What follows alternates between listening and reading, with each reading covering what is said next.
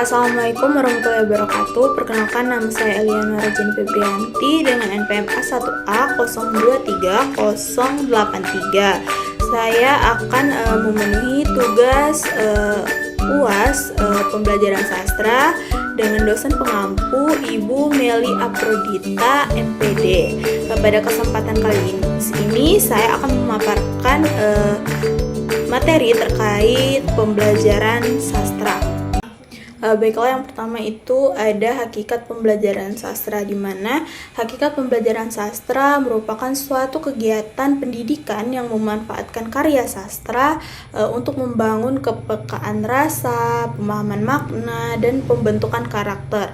Dan pada intinya pembelajaran sastra bukan hanya berfokus pada membaca teks saja, tetapi pembelajaran sastra bagaimana kita mengalami, bagaimana kita mengapresiasi, dan bagaimana kita memaknai kehidupan melalui karya sastra. Selanjutnya itu hakikatnya mencakup pembentukan kepekaan estetis atau keindahan, lalu pemahaman nilai-nilai kemanusiaan, dan pengembangan imajinasi dan kreativitas.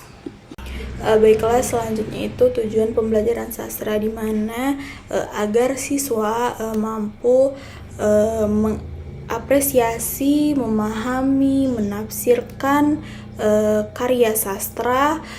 Siswa juga diharapkan mampu mengembangkan apresiasi sastra, mampu memahami nilai-nilai kehidupan, serta meningkatkan kemampuan berbahasa seperti menulis, membaca, menyimak, dan berbicara, serta meningkatkan kreativitas seperti menulis cerpen, puisi, dan drama, lalu menumbuhkan empati dan karakter melalui pengalaman batin dalam karya sastra. Kelas selanjutnya itu fungsi pembelajaran sastra, di mana fungsi pembelajaran sastra ini meliputi fungsi pendidikan, fungsi estetis, fungsi bahasa, dan fungsi sosial. Di mana fungsi pendidikan itu menanamkan nilai moral, etika terhadap cerita bermakna. Lalu pada fungsi estetis itu mengembangkan kepekaan terhadap gaya bahasa, diksi pada karya sastra. Selanjutnya itu fungsi bahasa, di mana dalam fungsi bahasa itu untuk meningkatkan pemahaman terhadap bahasa. Selanjutnya itu fungsi bahasa, di mana fungsi bahasa itu meningkatkan kemampuan berbahasa secara lisan maupun dituangkan dalam tulisan.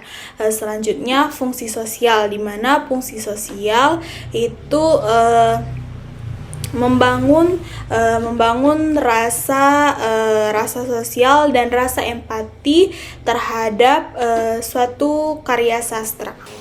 Selanjutnya bagaimana sastra diajarkan di sekolah. Sastra diajarkan di sekolah melalui berbagai pendekatan yang mendorong siswa untuk menikmati dan memahami karya sastra secara mendalam. Guru biasanya menggunakan pendekatan apresiatif dengan mengajak siswa membaca dan merasakan keindahan puisi, cerpen, drama, atau novel. Selain itu, ada pendekatan struktural yang dimana diterapkan untuk membantu siswa mengenali unsur intrinsik seperti tokoh, tema, gaya bahasa, dan lain-lain. Selanjutnya, pendekatan kontekstual juga digunakan untuk menghubungkan isi karya sastra dengan kehidupan nyata siswa sehingga pembelajaran terasa lebih relevan. Dalam proses ini, guru berperan sebagai fasilitator yang menciptakan suasana belajar yang apresiatif, kreatif, dan menyenangkan, sehingga siswa dapat mengalami sastra sebagai pengalaman estetis sekaligus proses pembelajaran yang menyenangkan. Selanjutnya, bagaimana sastra dipelajari di sekolah. Sastra dipelajari oleh siswa melalui kegiatan membaca atau menyimak karya sastra, kemudian mengapresiasi dan memahami peran serta keindahan yang terkandung di dalamnya. Siswa belajar mengidentifikasi unsur-unsur pembangun karya seperti tokoh, konflik, tema, dan gaya bahasa, serta menafsirkan nilai moral dan pesan sosial yang ditawarkan teks. Pembelajaran sastra juga mendorong siswa mengekspresikan kreativitas melalui penulisan puisi, pembuatan cerpen, dan pementasan drama. Selain itu, siswa juga diajak menghubungkan isi karya dengan pengalaman pribadi atau realitas sosial agar maknanya lebih bermakna. Melalui kegiatan individu maupun kolaboratif seperti diskusi kelompok dan proyek kreatif, siswa dapat mengalami sastra secara lebih utuh, baik sebagai pembaca, penafsir, maupun pencipta karya. Baiklah, itu saja yang dapat saya sampaikan. Jika ada salah kata, saya mohon maaf. Saya tutup. Assalamualaikum warahmatullahi wabarakatuh.